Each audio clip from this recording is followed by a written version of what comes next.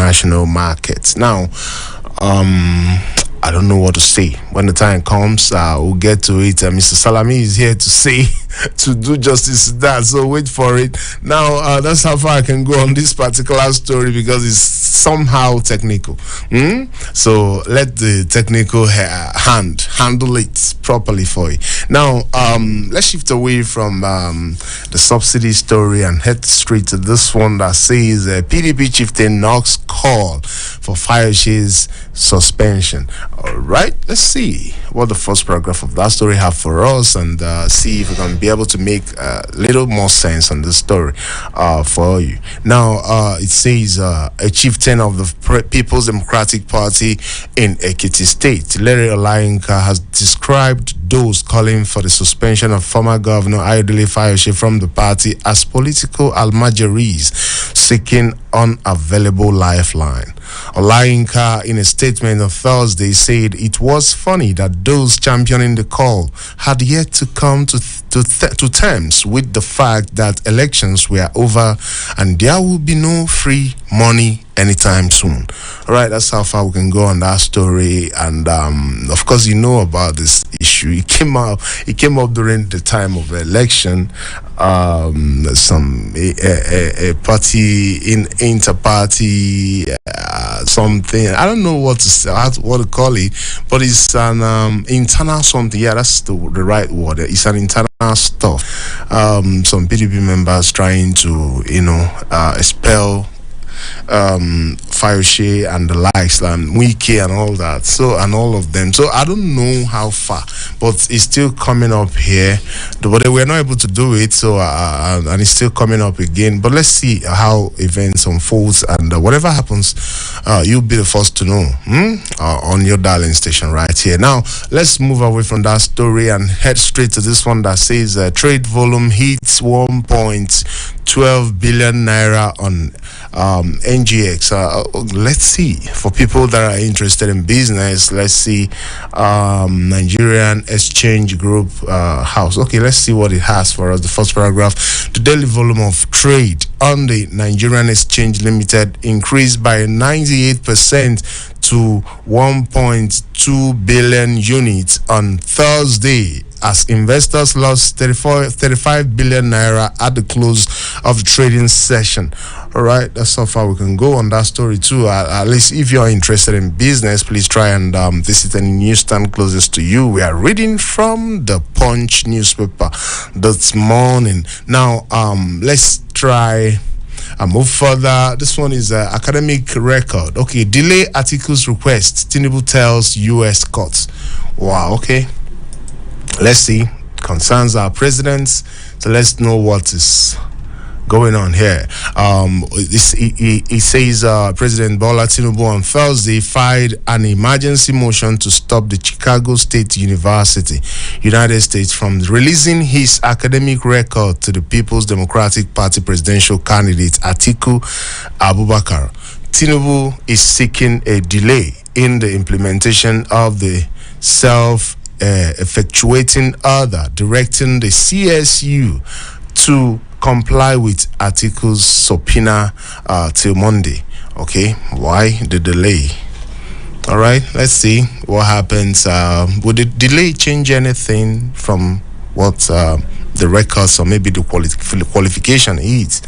That's left for us to find out, but it's he served the subpoena, and let's see what Monday holds for us. You'll be the first to know as well when the time comes. But let's move away from that story and get you this one that says that is still on Mohbad. Of course, is the talk of the day. Now it says sympathizers dispersed with tear gas at Lekki toll gates.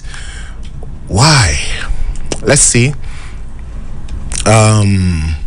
It says protesters and fans of the late Nigerian singer Ilerioluwa Aloba, known as Mohbad, were on Thursday night allegedly dispersed with tear gas at the Lekki toll gate, Lagos State. The protesters held a candlelight procession in honor of the late singer on Thursday, while announcing the protest on Monday night via the official X handle of the deceased. The management said it did appreciate the outpouring of love from fans across the world to ones who've organized events in their communities as a way to honor and pay respect to our shining light. We say thank you. Join us for Mohbad's candlelight procession and tribute concert. Okay, but what happened? Why were they dispersed? That's what I want to find out. So let's read further. It says that the protesters were dressed in white t-shirts, played and danced to the songs of the late artist. It says as part of their last respect and tribute. All right, let's see. However, a voice in video seen by our correspondent from a popular skit maker, Olua Dollars, claimed we have been dispersed with tear gas. While some say the tear gas canisters were fired by police officers in the state. A video shared on X through actress Yabo Jo's Instagram live video and seen by our correspondent had one of those who attended the candlelight saying, "I came out for my brother Mohbad.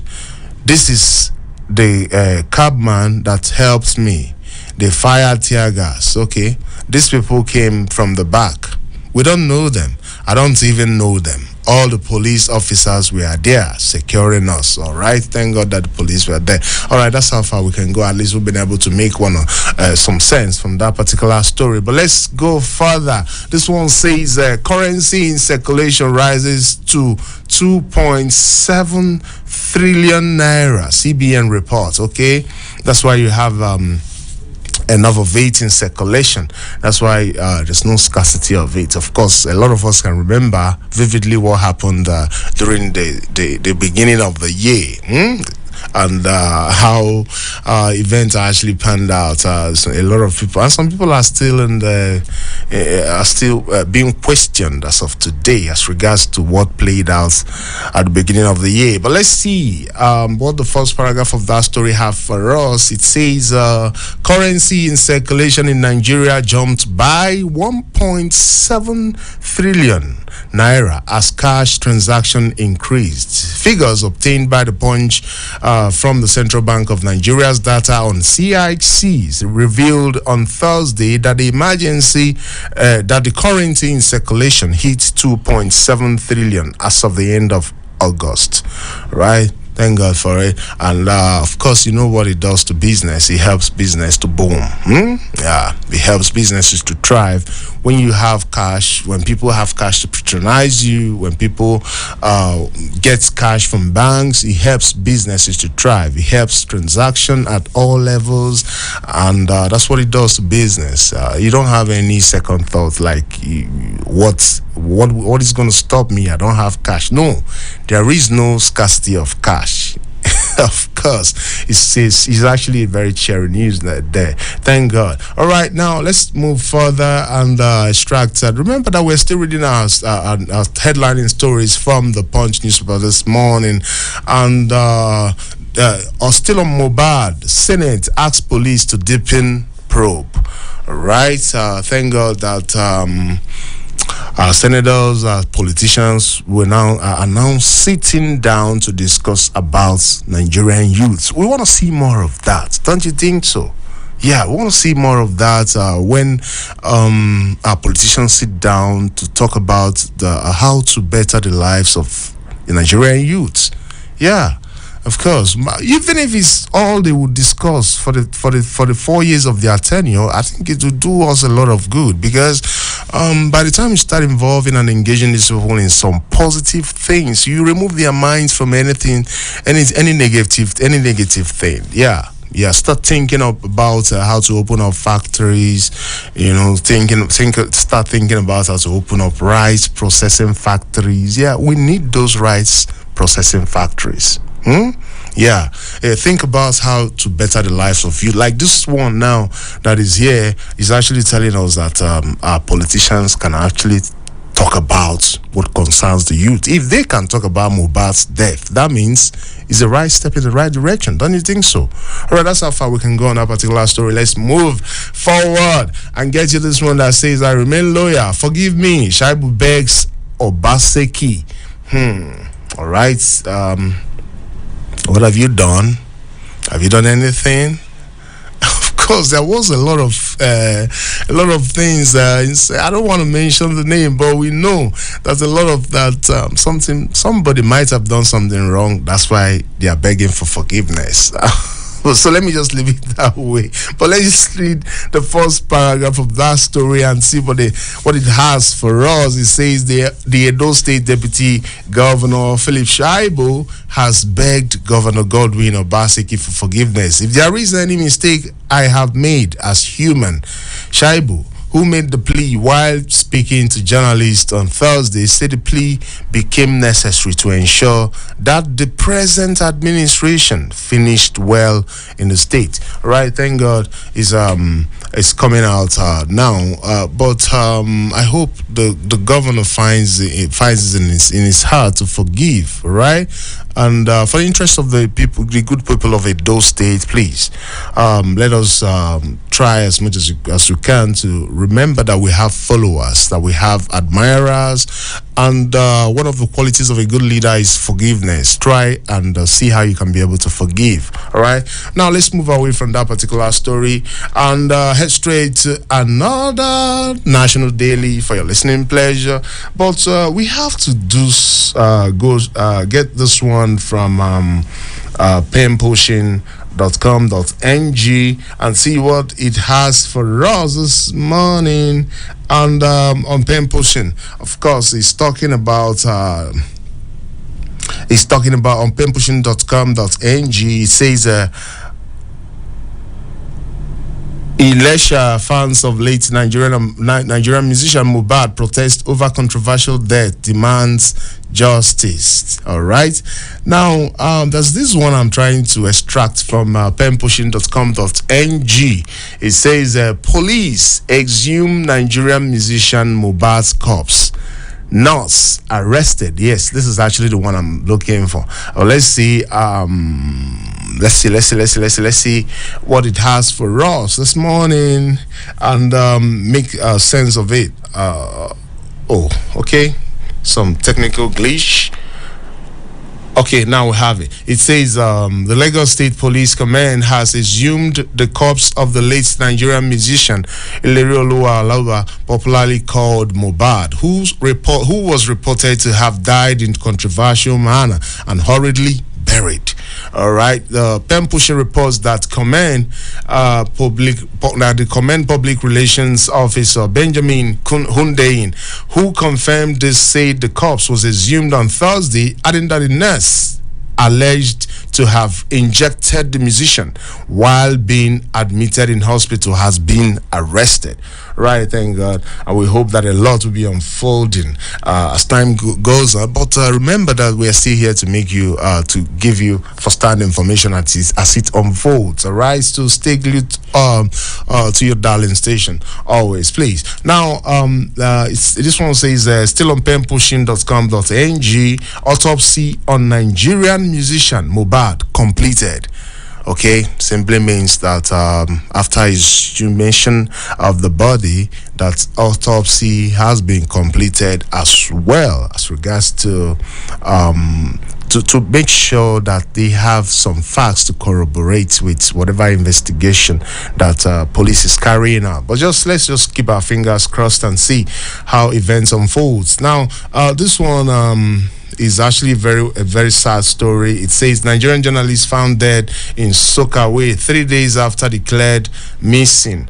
Not a good story at all. I think as we are trying to clamor for justice for Mohbad, we have to clamor for justice for this deceased journalist as well. People should be allowed, journalists should be allowed to carry out their duties. Yeah, of course, they are actually the mirror by which the public sees what is going on. So please, they should be allowed to carry out their work. But let's just take the first paragraph of that story for your listening pleasure. It says veteran journalist and former staff of the Voice of Nigeria Nigeria, VON Hamisu Danjiba, known to have reported extensively on the widespread insecurity, has been found dead in a soak-away pit in his house 3 days after he was declared missing in Zamfara State. Now, that's how far we can go on that story. A very sad one there. And we hope that the people should find a way to know that this is actually a job. It's not an attack on anybody. When journalists are doing their job, please, they should be allowed to do their job well if the country must move forward. All right. Now, let's move away from that story, then move away from penpushing.com.ng and go straight to the Vanguard newspaper this morning. It's on Vanguard newspaper. It says fresh strike looms as NLC ultimatum expires today. All right. Let's see what the first paragraph of that story have for us, and see if we can make sense of that story. All right. It says as the ultimatum by the NLC, Nigeria Labour Congress, NLC, to the federal government to address the mass suffering and pains occasioned by the removal of subsidy on petrol expires today. The leadership of the Congress will meet next week to decide when to begin an indefinite nationwide strike. All right, let's see, and let's hope that this doesn't happen, and all this awareness, all this information that we are bringing out is just to make sure that things doesn't go overboard. I just because the stitching time actually saves 9. Let us do the needful before things gets out of hand, because most of the time things, when it goes south, it becomes uncontrollable and all that, and we shouldn't wait until things go south in this country. Please, whoever that is concerned, the NLC, federal government, please just come to a discussion table and make sure that this doesn't happen, please. Now, that's how far we can go on that story. And let's see, still on Mohbad story, it says police assume corpse, conduct autopsy. All right, so read it earlier on from penpushing.com.ng, and let's see what this another story still on point on the Vanguard newspaper. Remember that we are on Vanguard newspaper right now, and Oshodi Apapa gridlock hold Lagos government, police, others responsible. Why? But I think there is a blue line rail in Lagos State. Hasn't done any good in curbing this spate of gridlocks in Lagos State.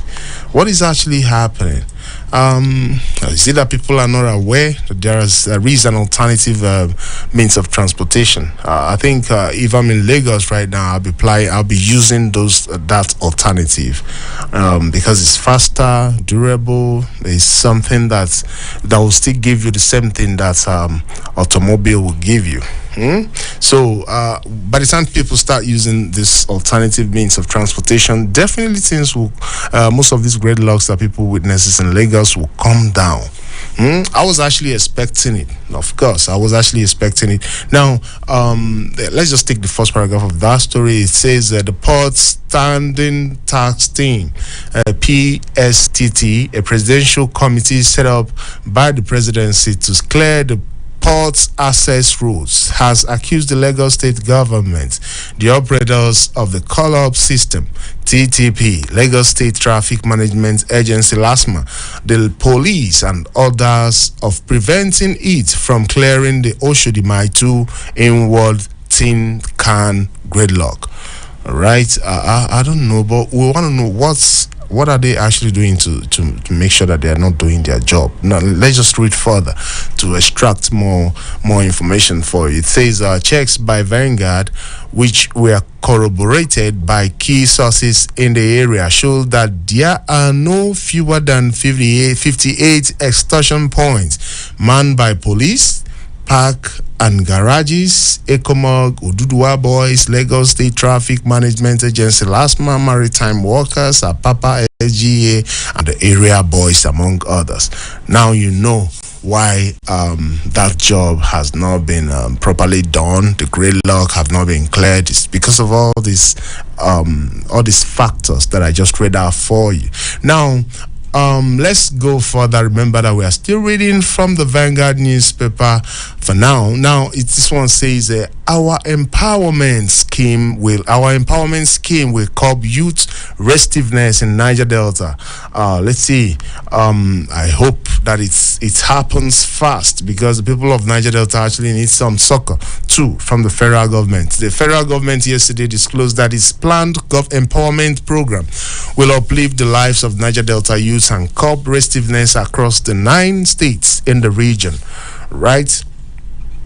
The Minister of Niger Delta Affairs, Mr. Abubakar Muamos, gave the assurance after inspecting some projects during a courtesy visit on the Deji of Akure Oba Adlade Toimbo Aladelusi in Akure, Ondo State. Now, that's how far we can go on that story. If you want to know more as regards to what that story has in stock, please try and read it out. It's right there on the Punch newspaper this morning, so you can visit any newsstand closest to you. But let's just run along and hit the Nation newspaper this morning and see what it has for us. And on the Nation newspaper, it says Tinubu woos Nigerians in US to invest back home. Yeah, I think this is very important. Any Nigerian abroad, please try as much as you can to think home. Yeah, bring all those investments home, because home is where the heart is. If you keep investing your money outside the country, how are you going to help people of your nation? You have that financial wherewithal, so please bring it home. Create factories, businesses, so that our teaming youth will have something to do. All right, and then it's productivity. It has a way of giving you back. When they are working for you, and you're gaining. They are gaining as well. And it's here, right here in home. We're right here at home. So please, let's just do something and solve some of the problems that poverty has thrown at us. Now, that's how far we can go on that story. Let's see what the first paragraph of that story. Let's just see what the first paragraph of that story have for us. I'm trying to be fast so we can meet up with our time. It says Nigerians residents in the United States, US, got an invitation Wednesday night from President Bola Ahmed Tinubu. They should bring their resources to invest in the Nigerian economy. All right, I just said it, and it's a good way to go. It's actually a very good way to go. Let's just think home.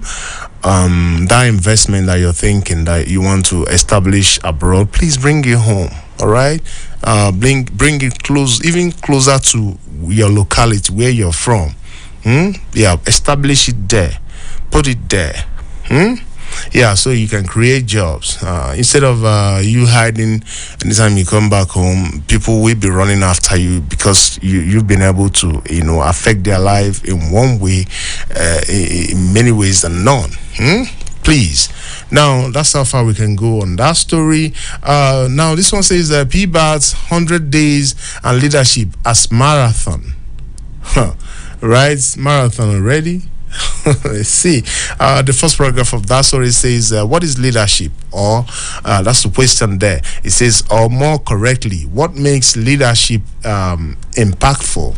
Is leadership impact assured by the bricks and mortar actions of today, or by aggregation of the strategic steps that gives a delayed but rewarding tomorrow? All right, that's I can't really go further because time is not really on our side again. We have to go straight to our discussion segment. But let's take this one. It actually caught my attention. It says Blue Line Rail and the rising of Greater Lagos. I really want to know more as regards to this Blue Line Rail, because it's actually something that a lot of Nigerians have been expecting in terms of the alternative means of transportation in Lagos State. And if people should know more. There is an alternative to in transportation right there in Lagos State. Please take advantage of it, please. All right. Now let's leave it at that and head straight to our discussion segment where Mr. Samuel Salami is waiting to do justice to this particular segment. Good morning to you, Mr. Samuel Salami. Good to have you. Very good morning to you, Mr. Ekene. All right, it's a good day to be alive and well as well. So let's get to it. We have NLC strike staring us in the face. Again, we need to talk about this. We cannot sweep it under the carpet. It's threatening, don't you think so? Well, it is. It is really, really threatening, and I do not think it is good news. It is not. It is not palatable, and as the ultimatum, 21 days ultimatum expires today, I still want to believe that there is still room for negotiation. There is still room for rapprochement, and I still want to believe that the government is a listening government. Just as I want to believe too that the Labour Congress is responsive and responsible to Nigerians, and they are doing what they are doing, I want to believe, in the interest of the common masses. What we can still say and what we can plead, or what we can do, is to plead to all the parties, realizing that when two elephants fight, it is the grass that will suffer. Exactly what are the issues? The issue is basically the hardship in the land. No doubt about that. There is hardship in the land, and there is the need for the federal government to look inward and appreciate that only the living can enjoy whatever dividends of democracy that they have in stock for us. While the federal government is doing everything humanly possible to revive the economy, which we believe is okay, at the same time, they should spare a thought for the masses. There is hardship. There is hardship, and I still don't believe that NLC should go on strike. It will not end the hardship. Rather, it will add more to the hardship. And if they think that is the only way, and that is the only language that the government understands, please, it is not. Let them do hard-headed thinking. There are other things we can do. Strike should be the last resort. All right, let's strike be the last resort. That's the advice of Mr. Samuel Salami, a veteran journalist and a media consultant, right here in the building. Now, academic record of Mr. President is saying delay articles request Tinubu tells U.S. court. That's a subpoena to this. What do you have to say? It is really curious because the order of the magistrate court expires today, that within 2 days or 48 hours that the documents, academic documents of Mr. President should be released to Atiku. And Mr. President, through his attorney, went back to a district judge pleading that the thing should be delayed till Monday. He has his reasons, whatever they are, but all I will plead is this. We are beginning to wash our dirty linen in public now, and I want to plead with all the parties concerned that while former President Atiku has the constitutional right to pursue his case up to the Supreme Court, and diligently too, because if he feels that he will need evidence or so document, he has every right. to pursue it and get it and place it before the court. So if that is what he will need to get a favorable judgment. But while we are doing all this, let us first think of Nigeria. It is when we have a country first that we can begin to think of, I want to be president of a country. Let's keep our fingers crossed. Let's see what will happen on Monday, because President Tinubu has gotten a favorable judgment that the thing be delayed till Monday. Let us see how it turns out. Time will tell. Time will tell. All right. We have this one development that came out yesterday from Enugu State. Mr. Peter Mba, the executive governor of Enugu State, his election has been the verdict is in his favor. What will you make of this development? Well, my position is this. The court of law or the tribunals, they are the constitutional, they are the places that the tribunals are the places that you can seek redress in any perceived electoral fraud or electoral malpractice or whatever you are displeased about. If it has to do with election, is the tribunal. And if people now have confidence in the tribunal, it is a good thing. What I do not want is this. Don't let us always praise the tribunal because they are giving a judgment that you feel is favorable to you, and when you get one that is not favorable to you, then you now begin to insinuate, speculate, and begin to lampoon, and in the process bring our judiciary to disrepute. Let us have trust and hope in our judicial system. It is the last hope of the common man, and it is the bastion of democracy. Okay. All right. I just want to maybe plead with the good people of Enugu State to remain calm, as that verdict is not actually the final. There is an appeal. There's a process to all this. All right. Let's just have trust, like Ms. Salmon Salami said, on our judiciary, and let's hope and believe that things will work out. But whatever happens, even if it's not in your favor, still know that there's always tomorrow. Who fights and run away lives to fight another day. That's what I'm going to say. Let me just add, this issue of appeal, yes, it's a constitutional right, but there should be an end to litigation. There are times that you look at issues and you say, okay, let it be. Like Mr. Kenneth said, there will always be tomorrow. Let's be sportsman-like.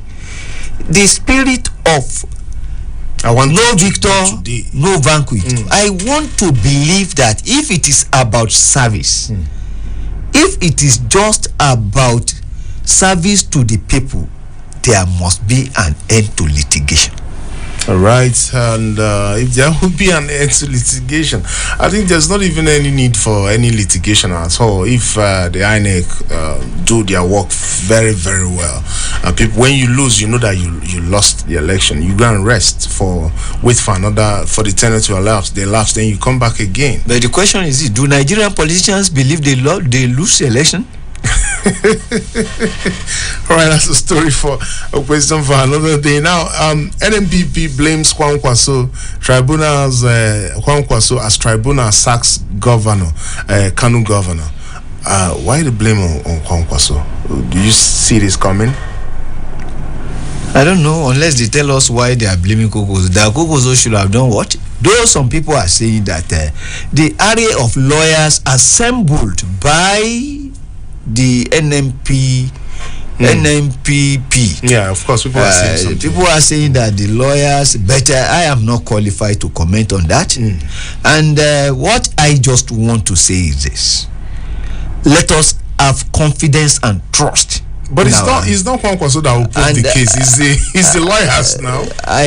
Maybe they know that Kokonso is the Alpha and Omega and is the father of the governor, and he has a say in whatever transpires. But even at that, will Kokonso go to court and present the case? But be it as it may, let us just remain peaceful. Let us go about our businesses in a peaceful manner. Let us allow peace to reign, and let whoever is displeased with the outcome of the judgment or the tribunal judgment, let them go back to court, and if they think that the judgment is not satisfactory, there is still another step to go.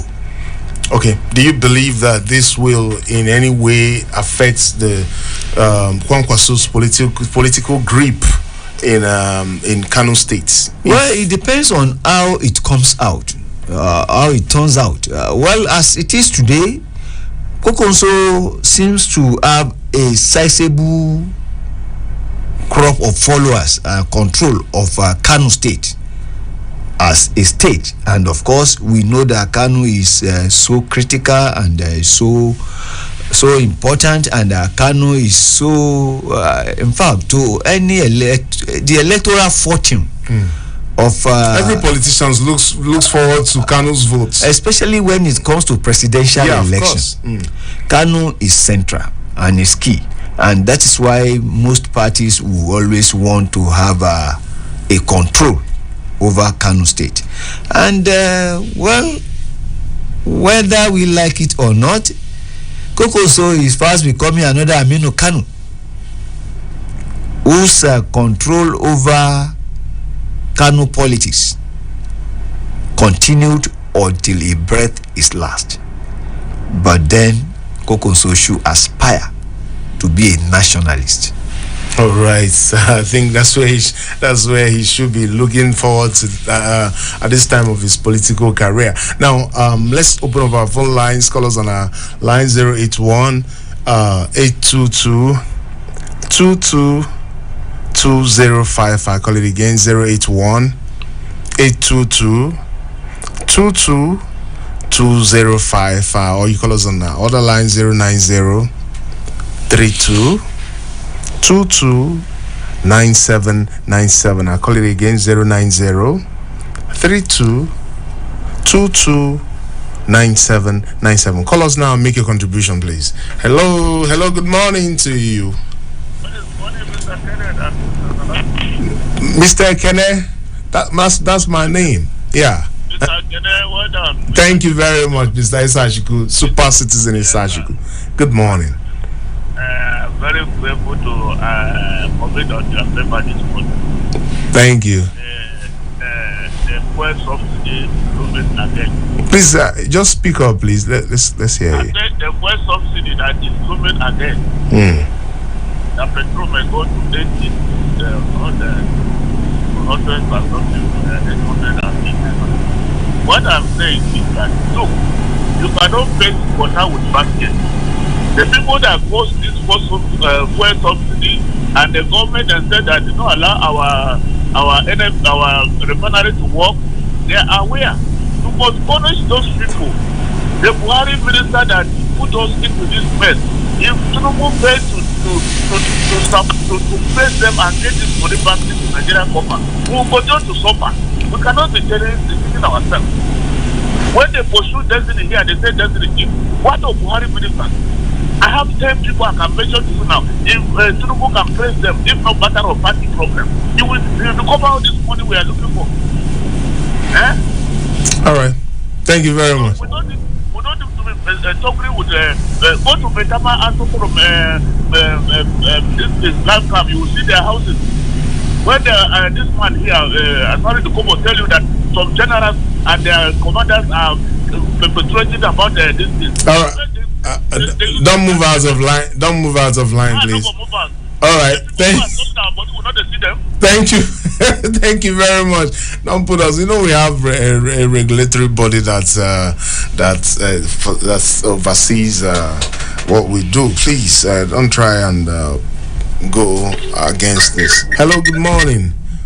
Good morning, Mr. Kenneth. Good morning, my brother. How are you? I'm fine. My name is Waziri, calling from Life Camp. Waziri, Life Camp. All right, go ahead, Mr. Waziri. I always enjoy your analysis. Thank you very much, my brother. Yeah, my contribution is about the labor union.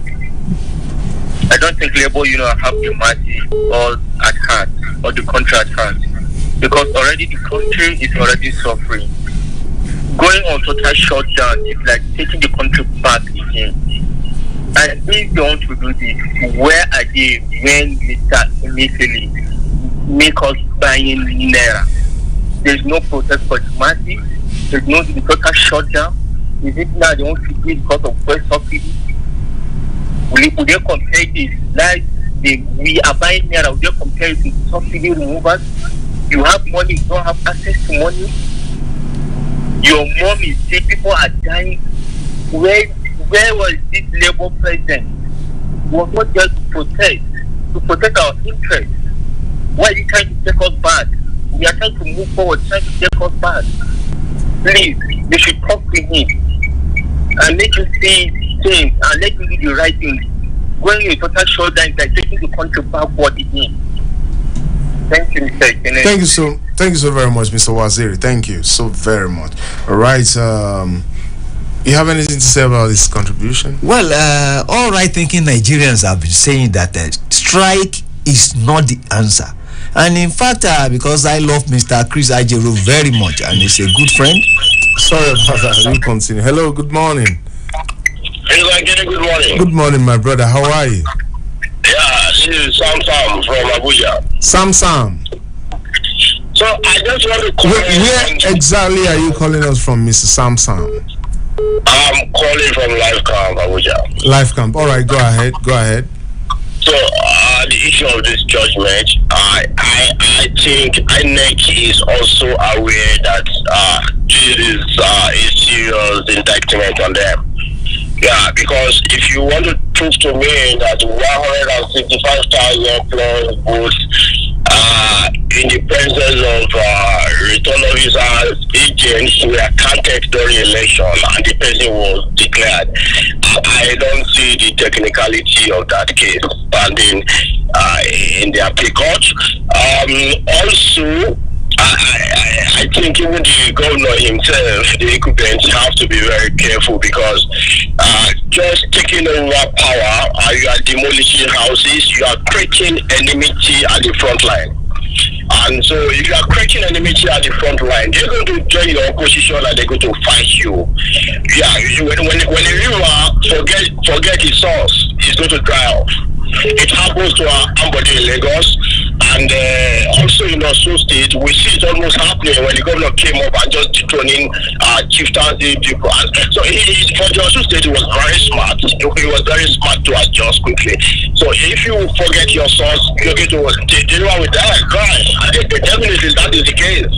So it's logical. And so if it's having a problem with Caucasus, they need to make sure they rectify it before things get out of hand. Otherwise, they look the case again in appeal. Thank you. Thank you so very much. That's a good point there. How do you think so? Well, that's his opinion. That's his opinion. All right. It's okay. He's just talking to the litigants just to know how they can be able to amend some of the mistakes so they can get something at the appeal court. Now, let's take this caller and see. Hello, good morning. Good morning. How are you? In the house. I'm gallantly gallant. This is Kennedy from Cairo. Mr. Kennedy from Cairo. Go ahead. Good morning. Thank you very much. Thank you. This morning, I just want to say that to some ever Labour say will not want to believe them 100% because I know that Labour has gone into politics. Whether we like it or not, whether we believe it or not, that's just the raw truth, the gospel truth. But I want to talk about this autopsy completed. It's a very good news. We just want to hear more about Mohbad so that it will also help us. But talking about, there was also something you read that I was so happy about. You said about the Senate. You said that the Senate has, mandated, is it the IG or the police to go into deep, findings of his death. So happy that the Senate are investigating in Mahmoud's death, but may our glory not shine when we are no more. Thank you. Make I just stop at that because this boy ranked the bear to his death before the death came in, and the police were aware, and nothing was done. Now he's no more. The internet is, everywhere is about him. So I just pray God help us so that our glory wouldn't shine when we are no more. Thank you. God bless every positive thinking Nigeria. Thank you very much, Mr. Kennedy. Thank you so very much for the contribution. All right, let's see. We lost our caller. It's okay. Call us back so we can be able to get your contribution. All right. Now, this currency in circulation rises to 2.7 trillion naira by CBN. I think we need to touch this particular aspect. It's a cheering news. Don't you think so? Well, it depends on how you look at it. Motor park economist, yes, it could be sharing. But then, you see, if the money in circulation is too much, it could cause inflation. Because we will need experts to come and dissect this in such a manner that we will understand exactly the economic implication of too much money in circulation. Despite that too, the money in circulation should not be less, but it shouldn't be more too. It's not be too much and not be too less, but there must be a balance. But this is something for the economists to handle and handle perfectly. All right. Now, what we have to do now, as regards to, let's just touch those states. I remain loyal. Forgive me, Shaibu Bex or Baseki. Is it late for this apology to come from him? It can never be late. No apology can be late, and it has to do with why are you tendering the apology, the motive. If somebody feels that he has done wrong and he feels that there is the need for him to ask for forgiveness, there's nothing is in order. It has everything to do with the motive. Why are you apologizing? I think that should be it's all right. That's how far. Let's just see.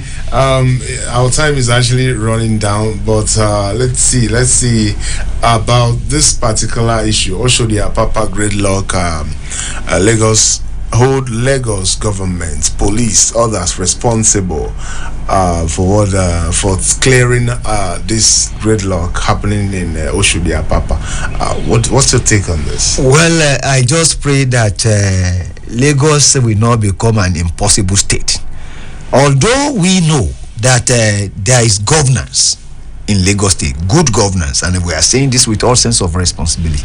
This is not to say that there are not other things to do, or there are quite some few things that they still need to do and do very well. One of such things is the traffic wahala in Lagos State.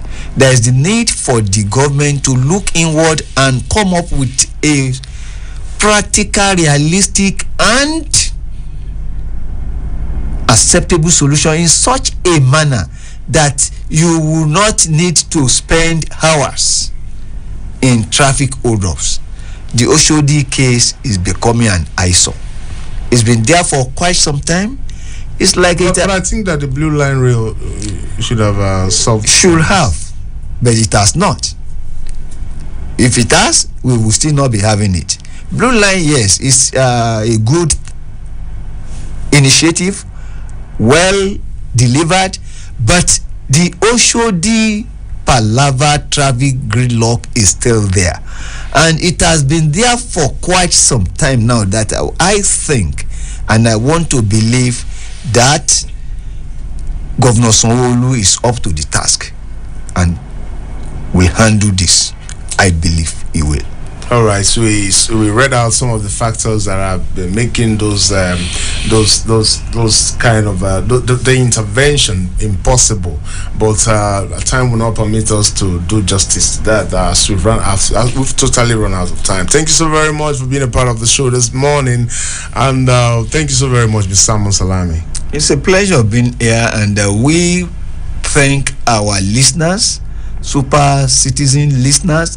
Please keep on calling. All right, thank you so very much, and enjoy your weekend. Try as much as you can to get as much rest as you can. All right, try and look inwards and see how you can be able to be part of your family, because a lot of us are not really part of our family these days because of the way we are going about our businesses. All right, we hardly have time. All right, so thank you so very much and enjoy your weekend. My name is Ekene Ezebue. Thank you, and keep listening to 93.7 FM. And bye for now. Bye.